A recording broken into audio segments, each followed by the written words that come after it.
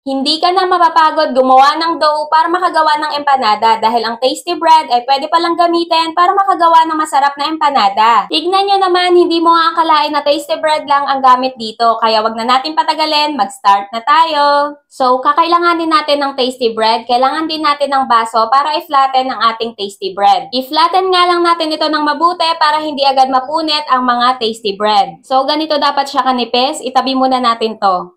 Para naman sa palaman ng ating empanada, kailangan natin ng 9 pieces na ham. Hiwain lang natin ito ng maliliit. Tapos, i-transfer natin tong ham dito sa bowl. Isunod na rin natin ng cheese. Depende na sa inyo kung gaano karaming cheese ang gusto nyo. Maglalagay din ako ng 80 ml ng mayonnaise. Mag-add din tayo ng paminta at konting asin. Tapos, haluin lang natin ito ng mabuti until mag-well combined ang mga ingredients katulad nito.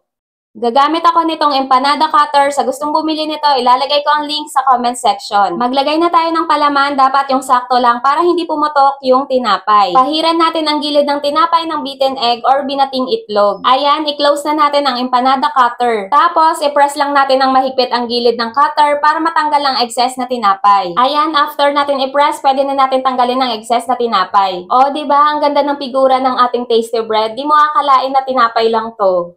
Kailangan din natin ng isang pirasong itlog, ibit lang natin to. Gagamit din tayo ng cornstarch para maging malutong ang ating empanada. I-coat natin ng mabuti ang empanada dito sa beaten egg. Ganon din dito sa cornstarch. Kailangan ma-coat talaga ito ng mabuti katulad nito.